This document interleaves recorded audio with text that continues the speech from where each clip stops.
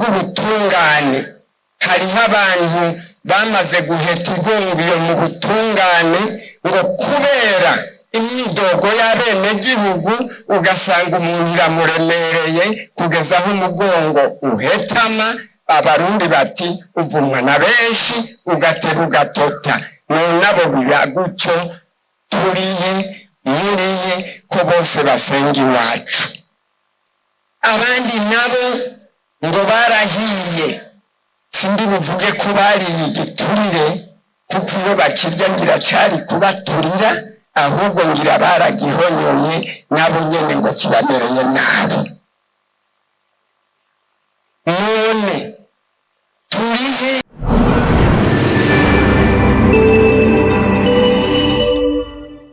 kumbe rero kurya byabaye izo ndongozi ziriho, no kuvuga ko ibintu hari ingorane yabaye, ingorane y'ukutaba bafise ububasha bwo kurongora. Ibyo rero ni ibintu byatumye igihugu kimera uko cabaye. Umuntu agaca avuga ati egome aho turi ubu si hahandi. Ariko nimba atari hahandi, ubuho hobura iki kugezaho indongozi izi ko yavuye habi yokwemera kuguma ahantu hadatekanye, ahantu badashobora kumwibonamwo. Ibyo byose rero nibyo tugomba kwiga, tumenye mbere na mbere Uburundi bwavuye he, kuko aba bari ngaha benshi n'urwaruka.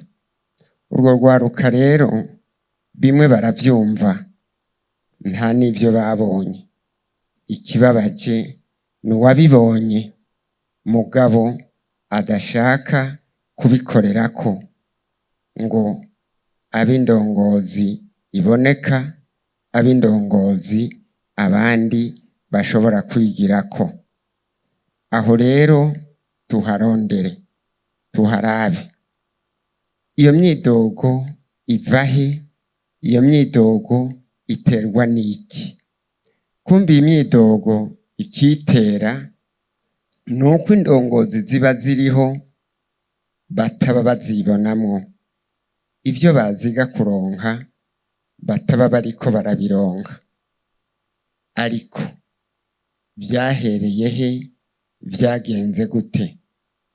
Jewe ndiko ndaraba mu gitabo c'ibintu vya kera kivuga ubuzima bw'intumwa y'Imana Muhammadi sallallahu alaihi wasallam, igitabo canditswe kivuga ingene yimukiye Madina, ibyo yahasanze n'ibyo yahakoreye. Ico gitabo kimbwira ibintu bihambaye. Ni igitabo c'umuimamu yitwa Twabayiro. Uwo Twabariyo yaranditse igitabo kinini. Nafashe igice gitoyi cyo ku rupapuro rw'1,600, kwanza ni 16,256, ngaca nsoma mpereye aho ku 56 nkageza ku 64. Aho hantu ngo hariho igisagara cy'i Madina. Ico gisagara cy'i Madina gisa n'icyatangujwe n'umuryango umwe w'abahungu babiri. Uwo muhungu umwe yitwa Ausi, uwundi nawe akitwa Azraji. Ariko se na nyina yari umwe, bakomoka mu gihugu ca Yemeni. Baraza bagerera i Madina n'abatambukanyi babo, bararondoka baragwira. Sekuru w'abana ari umwe, base w'abana ari bo babiri, Ausi na Azraji. Babaye aho baragwira, baba benshi, barakora, baramererwa neza. Ariko mu nyuma haza kugerera Umuyahudi aba bamwo barabana baracudika, ariko ababera inyosha mbi. Bari babanye neza, arabavukanyi, ababakomoka ko bose bazi ko ari amaraso amwe, umuryango umwe, ariko urya Muyahudi arabateranya. Batangura kuryana, batangura kwicana, bapfa uburongozi bw'iyo ntara, mbere cyari igihugu cy'Imadina. Batanguye kubipfa bicana imyaka irenga amajana, ari ukwama bisubiriza. Uko imyaka 10 rero yagera, baba bageze gutora umwami abarongora. Amatora yabo rero kwari ukwicana. Abo kwa Ausi bazana abasore 100, abo kwa Hazraji bakazana abasore 100. Intambi zabo, amacumu yabo, ikibigwanisho byose bafise, abo basore baza babizanye. Abatama n'abatamakazi barorera aho imisore yabo igandagurika. Uwo rero umwanya batanze ugeze, amaze kwica benshi, ari wasigaranye benshi, uwo niwe yacatwara iyo myaka 10. Bibandanya uko kugeza igihe rero Imana rugira byose ishima kubakiza ko kaga. Intumwa y'Imana Muhammadi sallallahu alaihi wasallam ari Maka, igihugu cyari kibangikanye n'ico ku birometero nk'amajana 5. Noneho Imaka atangura kubigisha ko Imana ari imwe rudende, nabo bari bafise imana zirenga amajana 3. Bati turakubaha, uri umuryango, sokuru arakomeye na so yarakomeye, ariko ibyo uzanye ituvyemera. Mbere bahitamwo kumwomora. Aca yomokera i Madina kumwe n'ibigabo by'ibigatanya byari byamwemeye, birimo Omari, Abubakari, Asmani, Ali, Amza n'abandi bibigatanya bari bakomeye, ahimaka atari wari gupfa kubahangara. Ageze Madina rero, abantu bamubonye kandi bahora bamwumva, basanze hari icyo Imana yabakoreye. Amatora yari yarayabaye, baricanye barya abantu, banganya inguvu, ku buryo mu ruhande rwa Ausi hasigaye umusore umwe, ku ruhande rwa Hazraji hasigara umusore umwe. Abo basore baracumitanye, nta numwe yigeze acumita uwundi mu rugusho ngwagwe.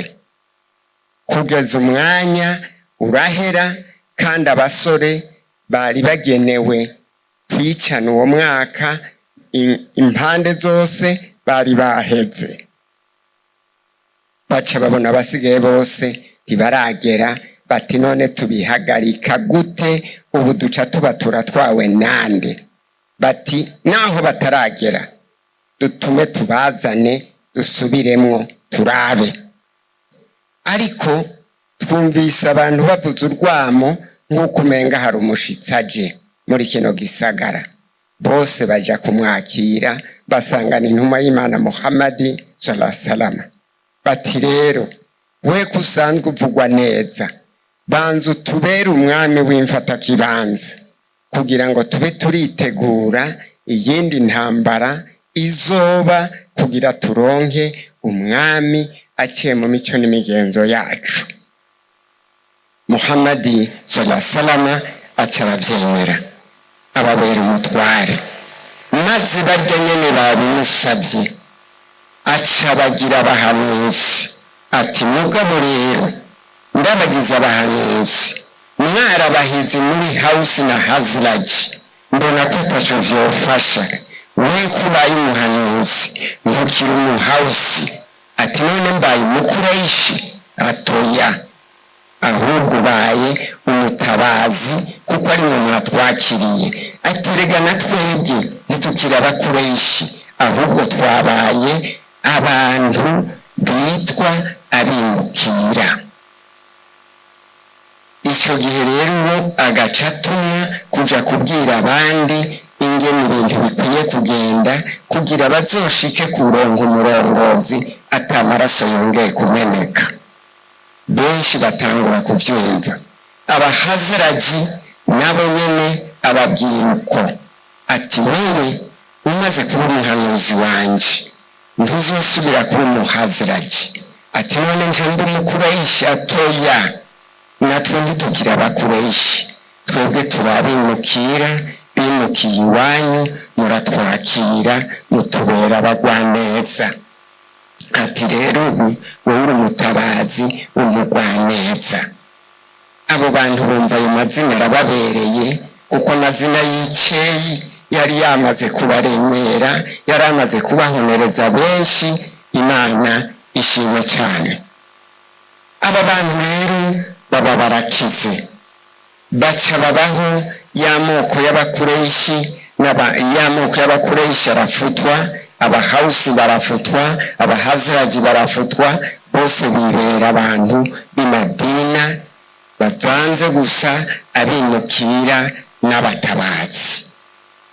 Icyo gihe na ba Bayahudi babateranya, babonye ataho bagica, nabo baca bavuga bati erega natwe turabasangwa b'Imadina tubaye abatabazi. Baca baba muri ubwo buzima, baratunganirwa kugeza aho uwitwa Omar, Imana imushimire, yari umukuru w'igisagara cy'Imadina. Ubwo nyene aca ashinga itegeko yuko bagenda kurarika abantu bo mu micungararo y'Imadina bose baze gutwara ibitungwa baje kuvyorora, kuko ibitungwa birara mu mabarabara, birara ahantu hose bibonye.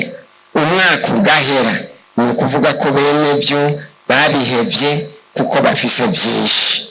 Abantu bati ivyo nivyo, ricari ibitegeko ko abantu bo ruguru mu misozi baza gushorera ingamiya, bashorera amafarasi, bashorera intama, bashorera impene, ibitungwa byose barashorera. Impene ifise icebe rinini kuyambika isutiye, kugira ngo amabere yayo ntagende arakuba hasi ngo ajeko umusenyi. Baca bazambika amasutiye zifise amacebe zose, bazidugana bagiye gukama no kwinezerezwa, kandi atangorane kuko bene zo barafise izindi, izo zari zamaze kurengerana ibiraro bategekanije by'imikuku yabo. Kubera iki? Kubera amahoro yabonetse Imadina, baca baguma barongowe n'intumwa y'Imana Muhammadi sallallahu alaihi wasallam. Imana ishimwe cyane. Abarundi rero nabo kwabaye uko. Abakoroni baje kwinjira muri kino gihugu barahuye n'ubumwe bw'Abarundi, barahura no gufatana mu nda kw'Abarundi, barahangana imyaka n'iyindi, kugeza igihe baronka ingene babashikira. Mugabo haciye imyaka itari mike, ariko iyo myaka bamaze kubona ko itari mike ibaye gutyo, none icyo banikiye, baca basinyisha amasezerano umwami, inyuma yo guhusha kumugandagura, bakanabyina ko bamugandaguye, kumbe hari uwamwiguze. Icyo sindakirandirako. Bamaze gusinya amasezerano no kumuca amande, mbere samande no kumunyaga, bakamunyaga, yaraciye bugufi aremera ibyo bamusabye. Mbere harimo no kumuha abantu bazomumara irungu, bazomufasha ibikorwa by'ubwami. Abo nabo rero ku ruhande rumwe bari n'abagatolika, ku rundi ruhande baje ari abaporo. Mugabo ku rundi ruhande n'abayisilamu bariho, ariko bo b'umukoroni yasize abapfunze icamaso mu kantu yise ngo ni Kaswahili, naho baba ari batatu baguma muri iyo korotire yitwa Kaswahili, hakunda kubuje. Basi abandanya gutwara umwami atwariwe na babakoroni, basize abantu babo babitaba abaje kwigisha ijambo ry'Imana, kandi ibice 90 koko bararyigishije. Babaporo baje kwigisha ibice nabo nyene baragerageje, mugabo akantu yari yadometse ko kwigisha amacakubiri bakoreye kuri ako nyene, kaguma ari ako nyene. Bene Burundi bagaburwa mu migwi, umutunzi bararihindura bati ni Umututsi, umukozi yamukorera barahindura bati uyu uye ni Umuhutu.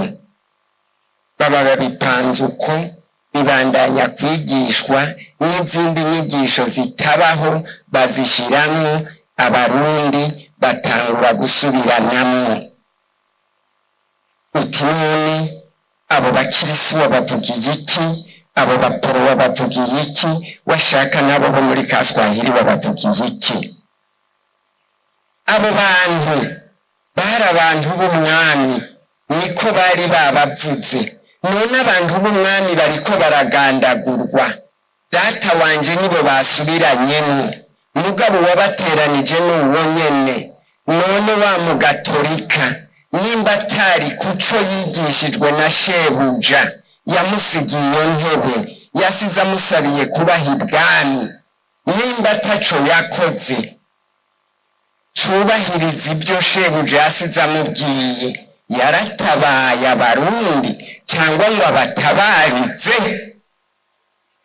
Ivyabaye abarundi barishwe, abapadiri bakuru bibereye ngaho, mbere bakinjira no muri nyabapadiri bagasobora abakwiye gupfa bakicwa, abandi bapadiri bari ngaho kimya.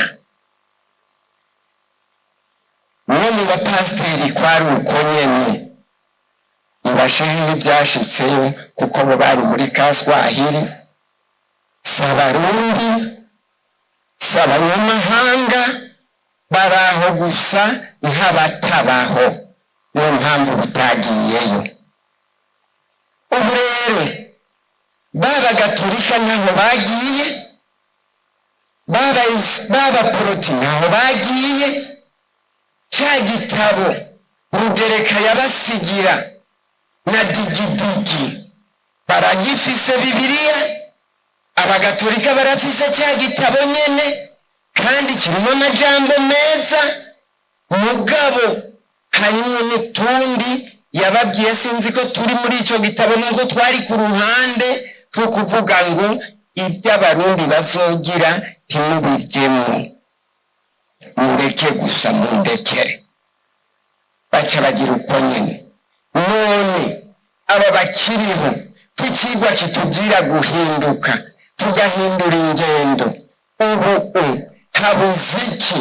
Ko hari imyidogo ngo hari abakora nabi mu bushikiranganji ubu na buriya, cyane cyane ngo mu bw'ubutungane hariho abantu bamaze guheta igongiyo mu butungane, ngo kubera imyidogo y'abenegihugu ugasanga umuntu iramuremereye kugeza aho umugongo uhetama. Abarundi bati uvumwa na benshi ugatera ugatota. None abo biba gutyo, turiye muriye ko bose basenga iwacu. Abandi nabo ngo barahiye, sindi buvuge ko bariye igiturire, kuko iyo bakirya ngira cari kubaturira, ahubwo ngira baragihonyoye nabo nyene ngo kibamereye nabi. None dukora iki, turiko twigisha gute, turiko tubafasha iki kugira ngo bave ibuzimu baje ibuntu bakore ivyoshimisha Imana yadukuye habi. Kuko Imana yadukuye habi ivuga muri Korani ikigabane ca 3 umurongo w'103 ngo mushimire Imana mushobora byose. Iyo yabakijije kimwe cyatuma muzirana urunuka, ni nayo yabakuye ku nyenga y'ihomero. Ibibwira babantu b'Madina muga bikabibwira na twebwe Abarundi. Mwumva imyaka twabayemo y'intambara, mugaca mwibuka ingene abasore atanumwe yababwiye uretse Imana ikabakura imihingo yose ikabazana ikabahuriza ku kintu kimwe cy'uko bategerezwa kwitanga kugeza intwaro mbi y'agakinyizo n'agahotoro ihagarare, kandi bakabigira bagatako bakabishobora. Nimunkundire mubakomera amashyi. Iyo Mana rero irerekana ko Abarundi twari dushitse rero ku nyenga ku manga y'ihomero. Uravye intambara zari hagati y'ijya myaka yakurikiranye n'amasezerano yo guhagarika intambara, hari habi. Umwe yavuga ati nitamariza, uwundi ati nitamariza. Ariko Imana ikora ibyayo iba irabishoboje, ba basore intambara irahagarara. Niyo rero yo gushimirwa. None wowe aho wahawe wicara ukaba umurongozi, ukaba umutware w'aho hantu, uriko wereka Imana gute ko wayishimiye? Uriko wereka Imana ibyo yakoze ko ari byo? Mu kugirira nabi abakwituye, mu kubasaba ibitagenda, mu kubasaba ibyo badafise, banse naho ibyo barondera babibure, ukuri baziga bakubure. Aho niho wumva ko uri kurashimisha Imana. Imana itegerezwa kuyishimisha mu kumenya uti aha nkiriho honyene si ubuhinga bwanje ubwayo. Aha yashoboje bajya bagashobora kuba turi mu mahoro gutya, nanjye nkicara mu kibanza iki. Ni ukuri Imana itegerezwa kubiyishimira, apana kwishimisha wewe.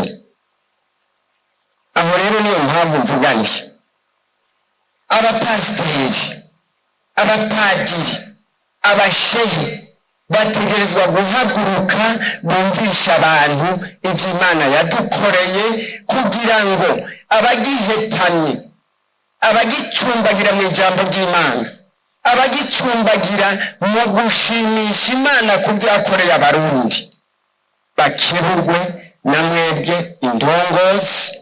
Kuko indongozi mvuga ndiko mvuga abapadiri, abapasiteri n'abashehe. B'abapasiteri bakuru abapotri, abarevera nabo nyene uko nyene n'igikorwa cyanyu.